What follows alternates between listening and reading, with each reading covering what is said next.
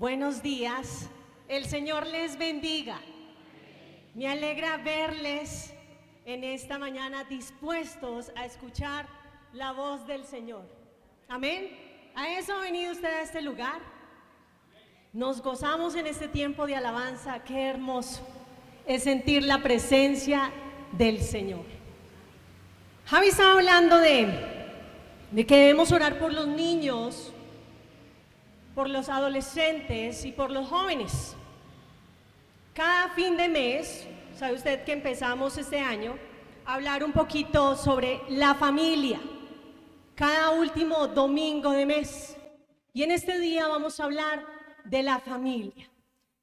Y vemos cómo nuestros chicos se enfrentan sobre todo a las redes sociales.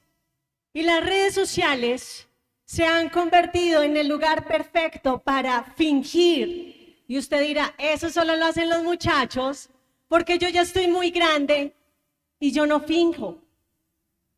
Pero déjeme decirle que los niños que tienen acceso a redes sociales, los preadolescentes y los adolescentes, sí fingen en las redes sociales.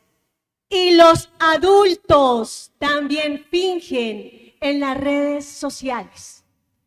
Un estudio hecho en Inglaterra dice que entre más tiempo los chicos pasan en redes sociales, se dan cuenta de que los demás son más felices que ellos.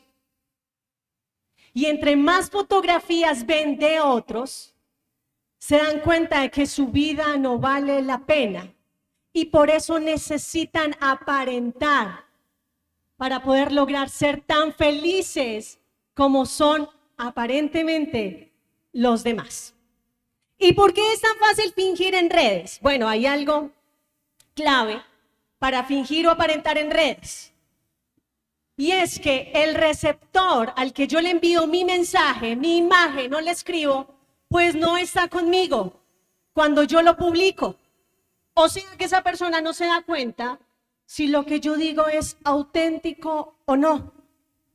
Él no puede comprobar, esa persona que está al otro lado de la pantalla del celular no puede comprobar si lo que yo estoy diciendo es verdad o no. Entonces muchos pueden pensar demasiado de nosotros a través de las redes sociales, a través de lo que ven. Y mucho de lo que proyectamos no es real. ¿Por qué? Porque resulta que usted y yo nos tomamos muchas imágenes muy parecidas. ¿Y cuántas escogemos para subir? Una. Y les incluimos filtros. Y tomamos poses imposibles. Y las decoramos para que se vean geniales. ¿Para qué? Para conseguir el resultado que nosotros esperamos. Y para proyectar en otros lo que nosotros queremos, que nos vean, que así nos vean los demás. Y podemos fingir ante los que no nos conocen o los que no viven con nosotros. Pero hay un lugar donde nos conocen sin filtros. ¿Y saben cuál es ese lugar? La casa. En la casa nos conocen en nuestra peor versión.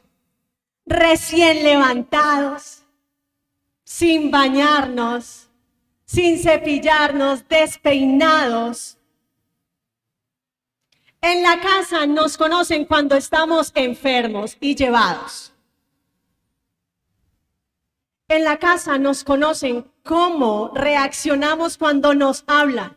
Conocen nuestro carácter, nuestro genio, nuestro mal genio, nuestras emociones cuando están arriba, cuando están abajo.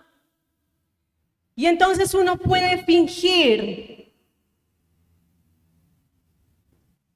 en la calle, uno puede fingir en el trabajo, en la universidad, uno puede fingir en la iglesia.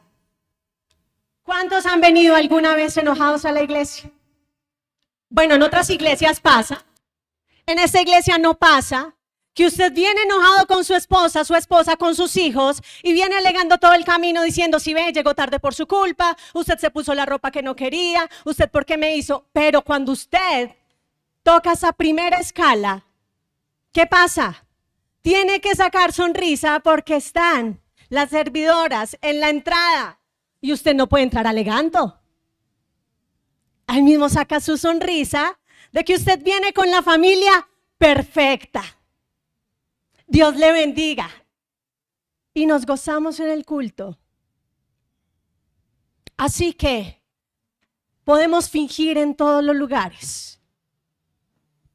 Pero hay un lugar donde por poco tiempo usted puede fingir. Y esa es su casa. Yo le invito a que me acompañe a la segunda carta de Timoteo, allí en el Nuevo Testamento. Segunda epístola de Pablo a Timoteo, en el capítulo 1. Vamos a leer 5 versículos. Cuando lo tenga me dice amén. Segunda carta de Timoteo, capítulo 1. Amén. Versículo 1. Dice la palabra del Señor. Pablo, apóstol de Jesucristo, por la voluntad de Dios, según la promesa de la vida que es en Cristo Jesús, a Timoteo, amado hijo, gracia, misericordia y paz de Dios Padre y de Jesucristo nuestro Señor. Doy gracias a Dios, al cual sirvo desde mis mayores, con limpia conciencia, de que sin cesar me acuerdo de ti en mis oraciones, noche y día, deseando verte al acordarme de tus lágrimas para llenarme de gozo, trayendo a la memoria la fe no fingida que hay en ti, la cual habitó primero en tu abuela Loida y en tu madre Eunice, y estoy seguro que en ti también. Cierre sus ojos. Señor, te damos gracias por tu palabra, por tu Espíritu Santo que nos habla y nos convence. Hoy yo oro, Dios, para ser sensible a tu voz y para poner por obra esta palabra. Gracias por abrir tus labios en el nombre de Jesús. Amén. Una fe no fingida.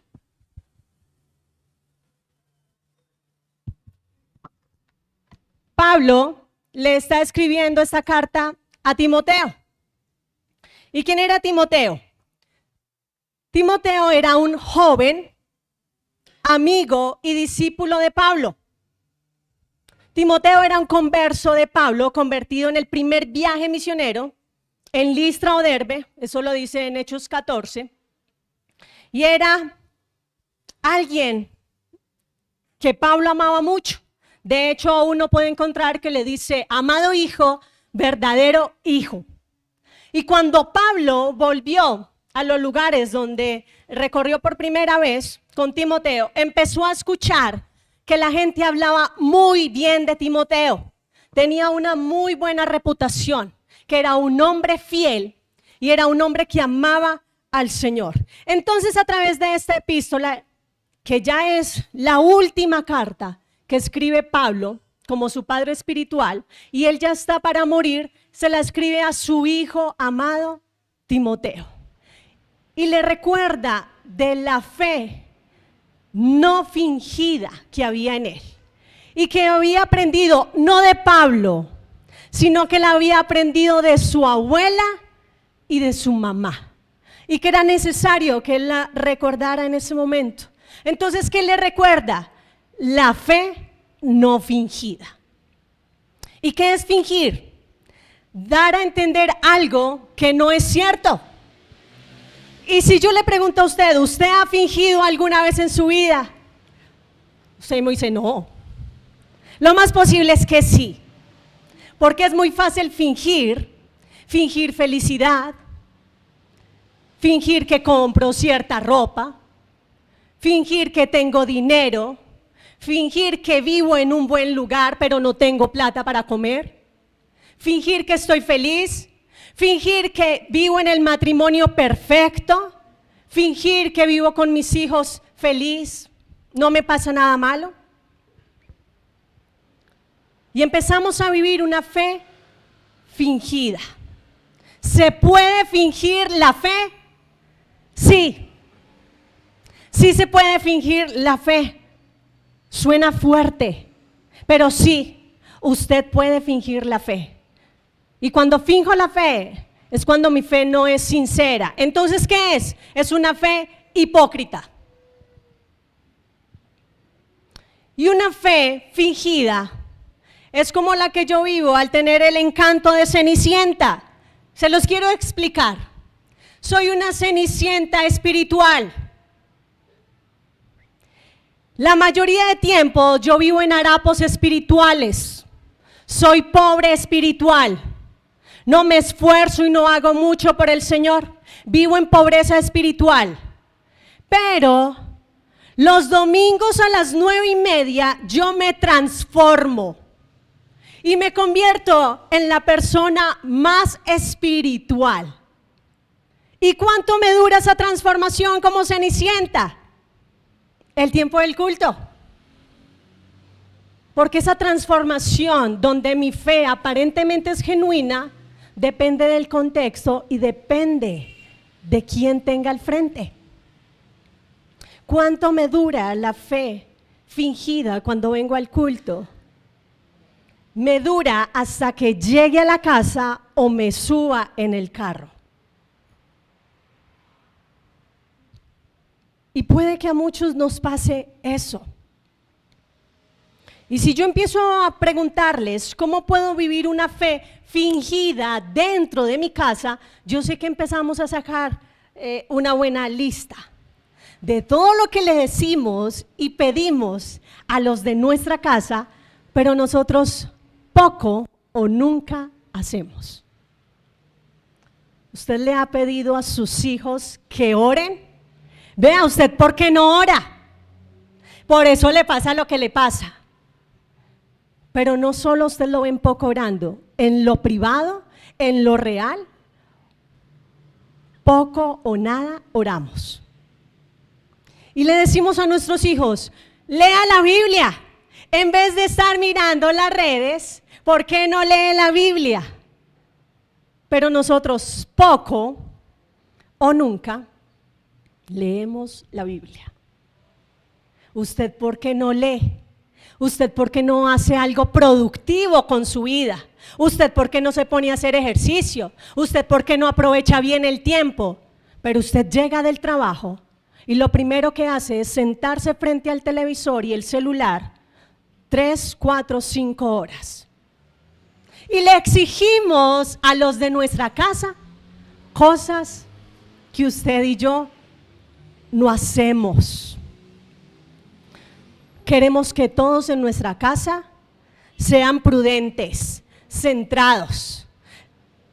Somos implacables. Ándeme derechito. Ni me diga, ni haga, ni ponga, ni quite. Pero nosotros somos los que más gritamos en la casa. Nosotros somos los que más exigimos en la casa. Miren, amados, nosotros queremos que nuestros hijos nos cuenten sus luchas personales. Si yo le pregunto, papá, ¿usted quiere que su hijo le cuente lo que le pasó en el día? ¿Lo que le pasó en el colegio? Así está en transición, uno quiere que le traduzca todo lo que le pasó en el colegio. Pero cuando nuestros hijos están más grandes, son preadolescentes, adolescentes, queremos que ellos nos cuenten. Pero nosotros todo se lo cuestionamos. Y si ellos nos cuentan algo que está atravesando, nosotros lo minimizamos. Por esa bobada. Eso. Ay, no, es que usted no tiene carácter. Es que no los dejamos ni hablar. Nosotros no dejamos hablar a los de nuestra casa. ¿Por qué? Porque no se están comportando como nosotros queremos. En la misma línea que queremos. Si su hijo le está cuestionando la existencia de Dios o el por qué debe venir a la iglesia si él no considera importante, muchos adolescentes pasan por ese proceso. ¿Usted cómo está reaccionando? ¿Qué le está diciendo? Le está gritando y le está diciendo: mientras usted viva bajo mi casa, usted va a seguir mis reglas y cállese, vístase y vámonos. ¿Solo lo está haciendo de esa manera? ¿O le está preguntando por qué? Le está preguntando qué siente. Y exigimos modelos en nuestra iglesia, en nuestra casa, que nosotros no modelamos. Y exigimos de los de nuestro núcleo familiar lo que nosotros no hacemos. Y ellos saben la clase de fe que usted y yo tenemos. Porque dentro de la iglesia yo podría decir, o los de la alabanza que estuvieron aquí arriba ahora, Javi que estuvo aquí ahorita, podría decir que todos nosotros tenemos una fe genuina. Pero si les preguntamos a los de nuestra casa, ¿será que ellos podrían decir lo mismo? Porque ellos sí saben el estado de la fe en la cual vivimos. Usted puede compartir cadenas de oración todos los días, versículos, memes hasta cristianos, y no tener una fe genuina. Y los de su casa lo saben. Pablo estaba persuadido que la fe que recibió Timoteo de su abuela y de su mamá eran características en él, porque las había aprendido de él. Esa fe no fingida, es decir, esa fe que no es hipócrita. Él la vio manifestada en el núcleo familiar a través de su abuela y de su mamá. Y ahora, en este momento de su vida, cuando él ya era un joven, casi un adulto mayor, porque no era que Timoteo estuviera muy jovencito, ya era un joven mucho mayor, necesitaba recordar de dónde aprendió esa fe, porque fue el primer lugar donde él aprendió esa fe sincera.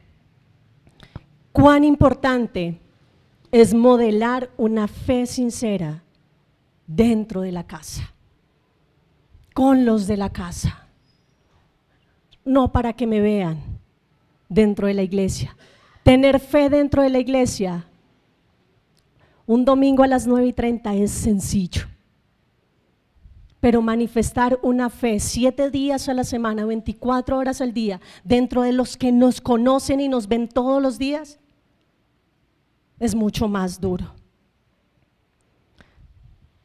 La casa definitivamente es el primer campo de entrenamiento, y ojalá sí quedara ahí, pero no, resulta que no solo es el primer campo de entrenamiento, sino el primer campo de acción, su primer ministerio.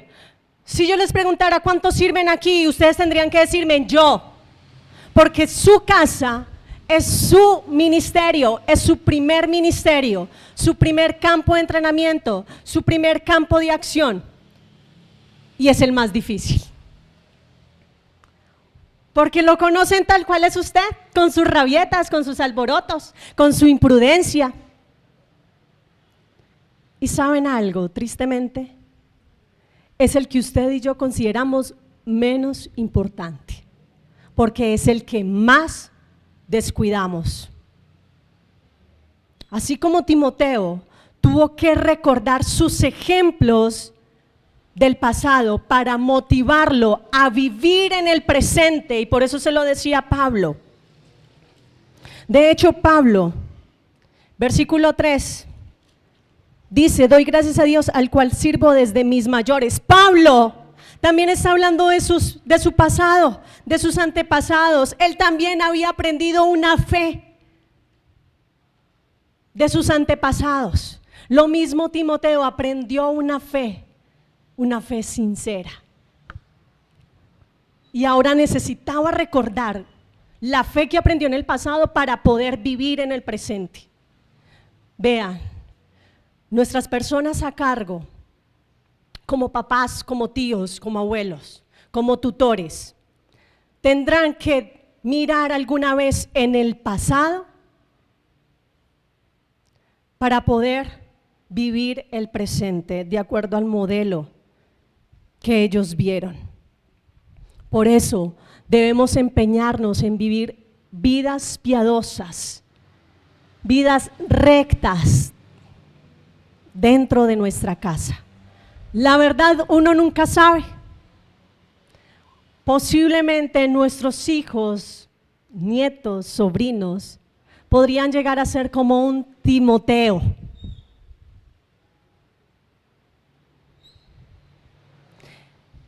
Pablo destacó algo tan importante y es el privilegio de nacer en un hogar cristiano. Muchos no tuvimos ese privilegio, pero ahora estamos construyendo sobre el Señor.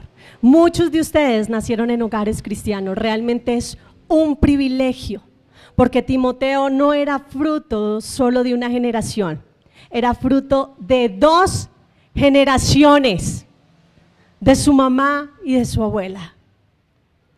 ¿Será que vale la pena enseñarles una fe sincera a los de nuestra casa? ¿Será que aunque no haya fruto ahora o no se vea,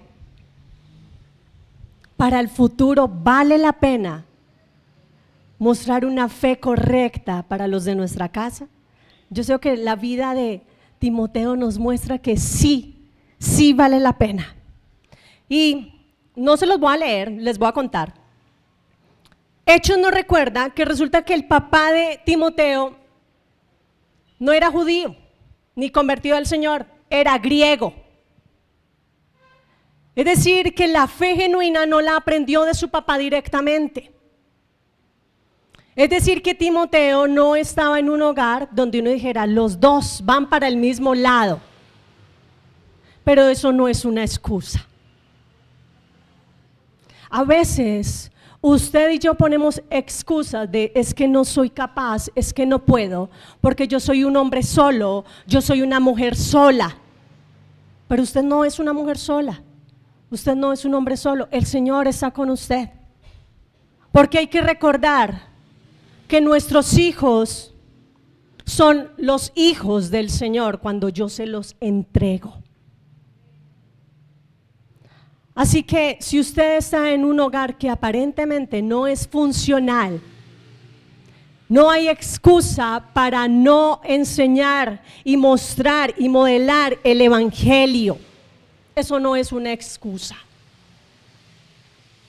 Porque Timoteo no estaba en un hogar tal vez funcional y aún así aprendió de su mamá y de su abuela una fe sincera. Si usted es una mujer que no tiene cónyuge o un hombre que no tiene esposa, el Señor le va a dar la fuerza y la sabiduría para levantar sus hijos y las personas a cargo. Solo el Señor. Hoy en día hay tantas mujeres y tantos hombres del Señor levantando mujeres, hombres, niños, adolescentes. Quiero que me acompañe a Proverbios, capítulo 22.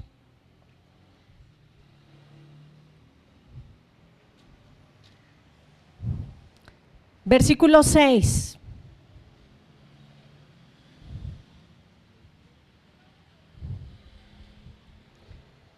Dice el Señor en Proverbios 22, capítulo 6: instruye al niño en su camino, y aun cuando fuere viejo, no se apartará de él. ¿Cuántos quieren aquí que sus hijos o las personas, niños que tienen a cargo, sirvan al Señor en el futuro? Sí, eso anhelamos. Aún los que no tienen hijos y van a tenerlos, desean que sus hijos sirvan al Señor. Miren, en mis años de evangelio he conocido hombres y mujeres del Señor que me les quito el sombrero. ¡Wow! Y les tocó solos, duro. Y muchos de sus hijos son ya adultos y no viven vidas como sus papás. Yo sé que muchos de ustedes tienen hijos adultos, pues que no son realmente lo que ustedes pensaron. Y uno se puede preguntar, bueno, ¿por qué mi hijo se apartó del camino? ¿Por qué un hijo se puede apartar del camino? Y entonces, ¿qué pasa cuando dice la Escritura que instruye al niño en su camino y aun cuando fuere viejo, no se apartará de él? Y yo parece que estoy haciendo las cosas correctas, estoy instruyendo, pero él no copia. Él se ha desviado. Y es importante interpretar adecuadamente las Escrituras. No lo busque, quiero leerles, porque muchas veces tomamos como si fueran promesas del Señor, que realmente, bíblicamente, no son promesas. Entonces yo puedo decirle al Señor con lágrimas en los ojos, tu palabra dice que si yo instruyo al niño en su camino, pues cuando fuera viejo aún, él no se va a apartar de ese camino. Pero resulta, les voy a leer lo que dice Proverbios, capítulo 1, no lo busque, yo se lo leo. El libro de Proverbios nos enseña cómo ser usado. Dice el capítulo 1, los proverbios de Salomón, hijo de David, rey de Israel, para aprender sabiduría e instrucción, para discernir dichos profundos, para recibir instrucción en sabia conducta, justicia, juicio y equidad, para dar a los simples prudencia y a los jóvenes conocimiento y discreción. El sabio oirá y crecerá en conocimiento, y el inteligente adquirirá habilidad para entender proverbio y metáfora, las palabras de los sabios y sus enigmas. En ningún momento afirma que es un libro de promesas, pero es un libro que está lleno de consejos, que si nosotros los seguimos, sí pueden cumplirse, sí pueden dar el resultado esperado. Así que la palabra dice, no como promesa, sino como consejo e instrucción, que si yo instruyo al niño en su camino y lo hago bien, posiblemente cuando fuere viejo no se va a apartar de él.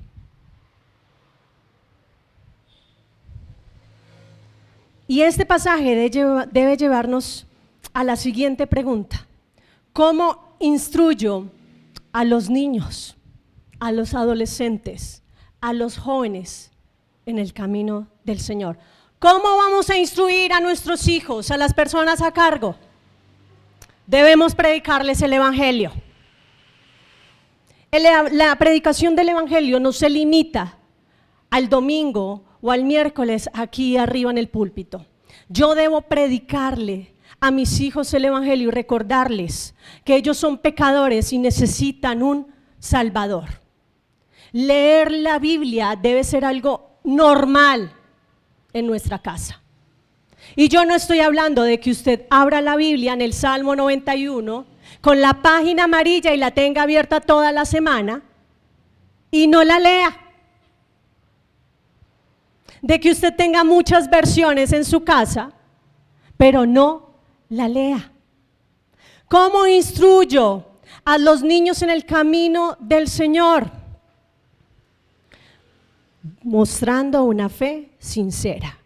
Y eso significa modelar el Evangelio. Usted y yo que conocemos la verdad debemos modelar el Evangelio. Miren, la manera en que yo trato a mis hijos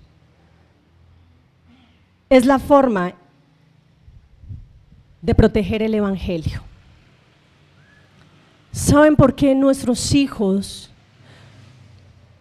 cuestionan el evangelio? No es porque cuestionen el evangelio en sí, la palabra.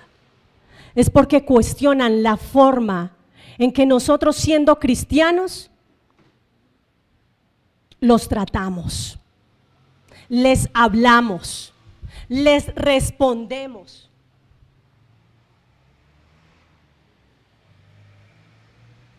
¿Le respondemos mal a nuestros hijos?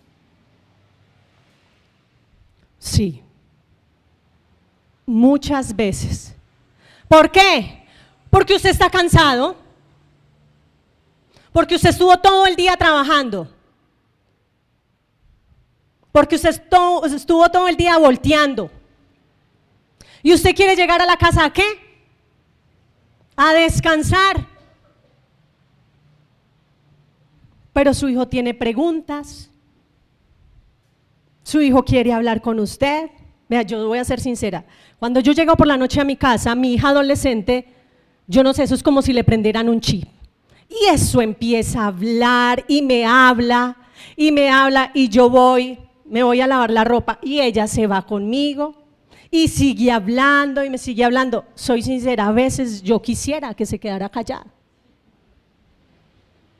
Vamos, usted sí me está poniendo cuidado. Le soy sincera, yo a veces no le estoy poniendo cuidado, me estoy tratando de ordenarme en todo lo que voy a hacer en el resto de la noche. ¿Es justo con ella? No. Pero yo pienso que está bien porque hice mi rol, cumplí mi rol en todo el día. Dígame, los que tenemos chiquitos, esa batería por la noche todavía está al 100. Dios. Y uno dice, ¿cuándo se apagan? Jesús. Ya es hora de acostarse y ellos todavía con esos ojos. No, y de hecho parece que tuvieran sueño, pero ellos son luchando contra el sueño y son activos. Papá, quiero jugar, mamá, hágame este dibujo, papá, no sé qué. Y hay que llegar a hacer tareas con los chiquitos. Pero la forma en que yo me relaciono con ellos es la forma de proteger el evangelio. Y yo debo, ¿cómo instruyo a los niños en el camino del Señor? Yo debo disciplinarlos, pero según como dice la Escritura, no haciendo dogmas y doctrinas de hombres, que esto está permitido, esto no, usted sí lo puede hacer. La palabra me da sabiduría para saber cómo guiar a mis hijos. ¿Cómo instruyo yo a un niño, a mi hijo? Debo expresarle mi amor. Y usted dice, no, yo en eso sí le expreso mi amor, porque es suficiente con que yo me mate todo el día trabajando o haciendo oficio y haciendo el almuerzo. Eso es amor. Sí, eso es amor. Totalmente de acuerdo con ustedes, eso es amor. Pero demostrarles nuestro amor con cariño, hemos dejado de proteger a nuestros hijos porque les demostramos nuestro amor con acciones físicas, sobre todo económicas, pero no los protegemos desde el diálogo, la enseñanza y la instrucción. Les voy a ser sincero, hace un mes, yo creo que sí, empezó en febrero, mi hija me dice, mamá, ¿me dices cómo hacer una autobiografía? Yo le dije, listo, se hace de tal manera. Me dijo, listo, cuando yo termine de escribirla, tú me la revisas. Yo, bueno, la terminé, me senté y empecé a leerla mentalmente. Llega a una parte donde me dice, donde ella escribe y dice, el año pasado me cambió la vida, porque se murió la persona que yo más amaba. Es decir, mi papá, o sea, su abuelo, porque siempre estaban juntos para todo. Yo sentí un nudo, porque es algo que ella y yo hablamos, pero no todo el tiempo. Y yo sentí un nudo en la garganta y se me encharcaron los ojos, pero traté de ser fuerte para seguir lo que ella estaba diciendo. Y pensé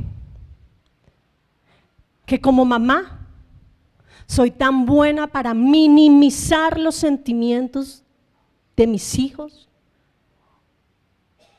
porque son menos válidos para mí, porque entonces como yo ya soy adulto, pues mis problemas son reales y grandes. Yo sí sé qué es el dolor. Usted no sabe qué es sufrir. Usted, papito, todavía no le ha tocado sufrir. Y empezamos a minimizar.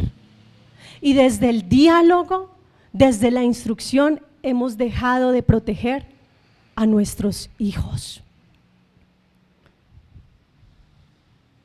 ¿Cómo instruyo yo a mi hijo en el camino de Dios?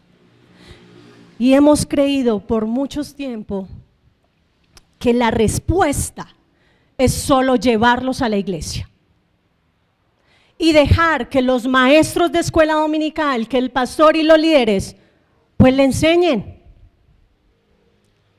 Es bueno, porque usted sí debe traer a sus hijos mientras vivan en su casa, sí debe traerlos a este lugar, porque viven bajo su casa. Pero la iglesia no es responsable de instruir a sus hijos. Es usted como papá o como tutor. Esa es su responsabilidad.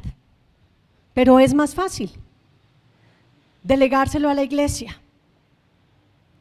Nosotros mandamos a nuestros hijos al colegio y creemos que obviamente pues ellos están aprendiendo lo que deben aprender.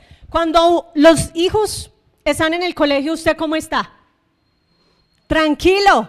¿O usted está estresado mientras su hijo está en el colegio? No, de hecho, si usted tiene que hacer vuelticas, usted dice, no, lo tengo que mandar hoy al colegio como sea, porque usted, y si sale a las 2, si es mayor, ya sale más o menos tipo 4, están mucho más tiempo en el colegio. Usted relajado, porque hasta las 4 o a las 2 tiene libre para hacer sus cosas, entonces no hay lío con eso. Ahora sus hijos, nuestros hijos, bueno, están siendo educados de muchas maneras, están aprendiendo de temas y aspectos que a usted y a mí sí deberían importarnos. Nuestros hijos están siendo educados en la mal llamada sexualidad integral, y nuestros hijos están siendo adoctrinados de alguna manera por algunos docentes, no por todos, sí. Entonces nos encontramos hoy con padres que aman a sus hijos. ¿Usted ama a su hijo? ¿A la persona que tiene a cargo? Wow. Es que nadie le va a cuestionar eso. Usted ama. Pero ¿sabe? Hoy nos encontramos con padres, con tutores, con tíos, con abuelos que no se quieren involucrar del todo en la educación de sus hijos, porque para eso está la iglesia, porque para eso está el colegio, porque para eso yo estoy cumpliendo mi rol como mamá, siendo ama de casa o trabajar, como papá, proveyendo. Y cuando usted llega de su actividad laboral, muchas veces lo que se le pregunta a los hijos es, ¿ya hizo la tarea? ¿Sí tiene todo listo para mañana? ¿Ya listó el uniforme? Y esa es toda la conversación que tenemos con los hijos mientras usted y yo nos sentamos frente al televisor, nos sentamos frente a las redes sociales.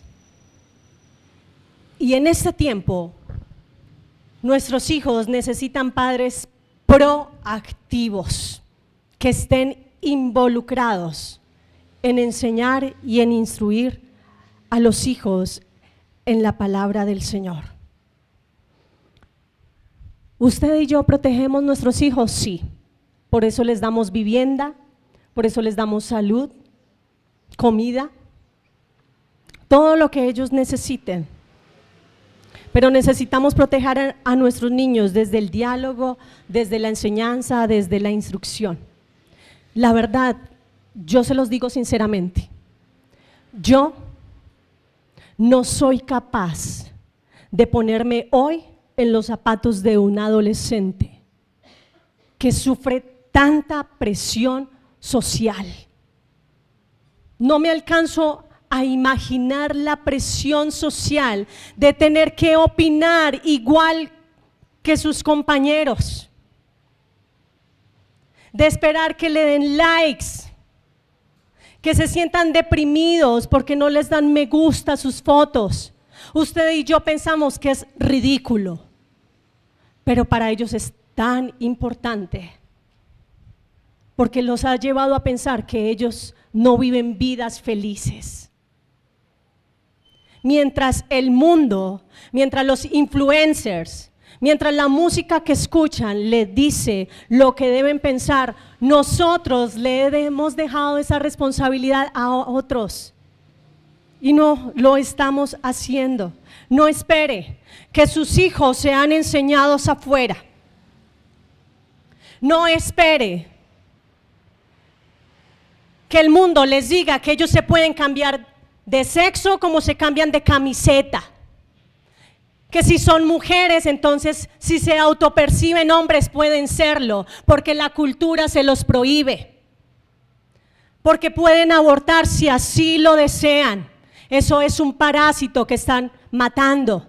Eso les enseña el mundo, eso les está enseñando las redes sociales. Y yo quiero preguntarles, ustedes, ¿cuántos saben de esos temas? Hace unas semanas mi hija vino y me preguntó, mamá, explícame sobre el aborto. Yo le pregunté, bueno, ¿y para ti qué es? Bueno, para mí es matar a alguien. Lo que pasa es que se vuelve dentro del salón un tema de debate y yo, pues realmente yo siempre digo que no estoy de acuerdo, pero yo quisiera saber por qué. Ah, ok. Sentémonos. Pero si yo supiera más del tema, pues con argumentos y propiedad. Entonces nos encontramos frente a un problema. Padres que tienen la voluntad de enseñar a sus hijos, pero no tienen argumentos con qué hacerlo. Padres que no tenemos argumentos para decirles por qué la ideología de género no. La Biblia dice esto y la biología dice esto. Por eso, según la sociología y la cultura, eso no es verdad. Pero tenemos que decirles por qué, porque es que el mundo sí les argumenta por qué. Y nosotros simplemente le decimos, no, usted lo tiene que creer y ya. ¿Dónde están los argumentos? La respuesta no es, mientras usted viva en mi casa, usted hace y piensa como yo diga. Tenemos que hablarle a nuestros hijos con argumentos. Y hoy, sinceramente, lo más irónico es la frase que todos usamos: yo no tengo tiempo. Porque para instruir a un hijo hay que sacar tiempo. Sí.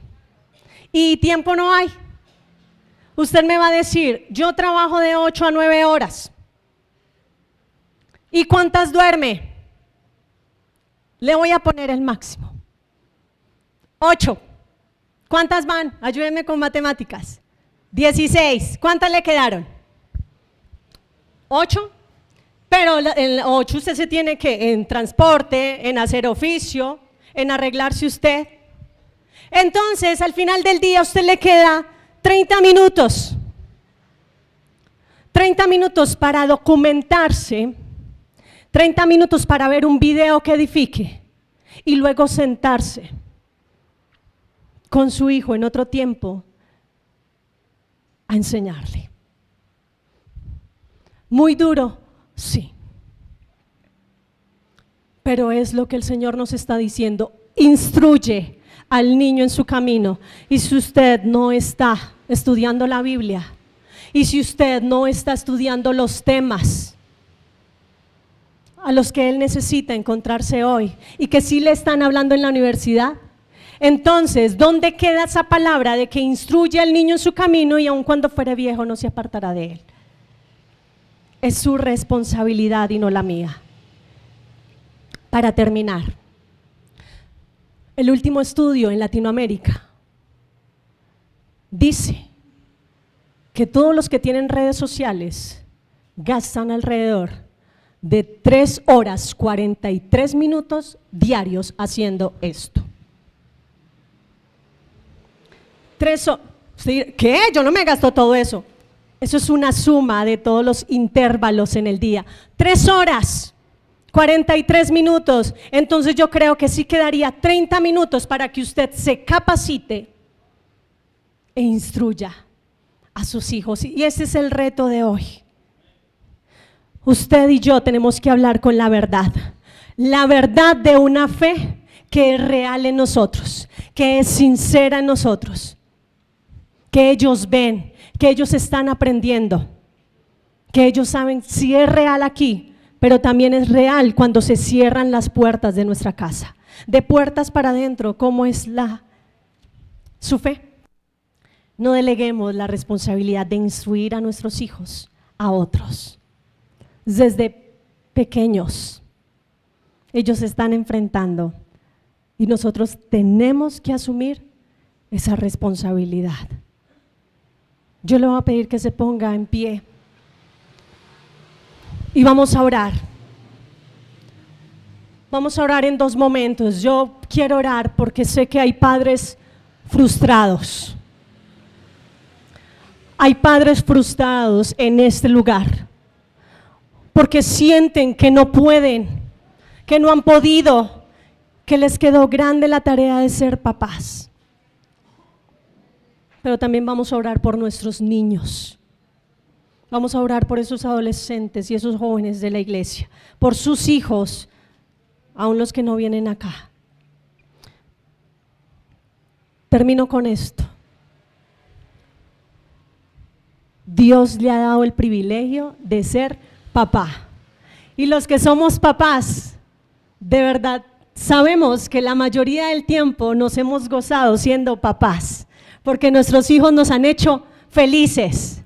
Tener hijos es una honra y una bendición. Así que cierre sus ojos y dígale: gracias por mis hijos. Gracias por mis hijos. Gracias por mis sobrinos, por mis nietos, por las personas que tú me has puesto para instruir. Hoy lloro por los papás que sienten que no han podido. Hoy lloro por los papás que sienten frustración, porque tu Espíritu Santo los está ayudando hoy. Abrázales, trae consuelo, abraza a sus papitos, porque es tiempo de enmendar las cosas, porque la fe, la inversión de la fe no es en vano, porque el modelo que ellos han mostrado en su casa no es en vano. Y yo oro para que tú les ayudes, yo oro para que tú les des sabiduría, dale sabiduría de lo alto para instruir a sus hijos, para mostrar la fe correcta, para modelarles el evangelio, para que venga, para que salga de su boca instrucción de la palabra del Señor y de los temas que ellos necesitan saber para enseñar a sus hijos. Dale sabiduría, dale discernimiento, dales conocimiento. Y hoy oro para que esta palabra les motive, les anime a ser mejores padres. Gracias por la bendición de encomendarnos personitas, Señor, que te sirven y te van a servir. Niños, adolescentes, preadolescentes llenos del Espíritu Santo. Y hoy clamamos por la libertad en el Espíritu para esta generación. Ore por sus hijos, ore por sus nietos, con nombre propio, háblenle al Señor y dígale: Señor, yo los pongo delante de ti, porque tú eres el Padre correcto, porque tú eres el Maestro correcto, porque ellos reciben de ti instrucción, porque ellos no se desviarán a derecha ni a izquierda. Y yo te pido que tú me ayudes a mí para instruirlos a ellos en tu camino, porque tú mismo los guardarás.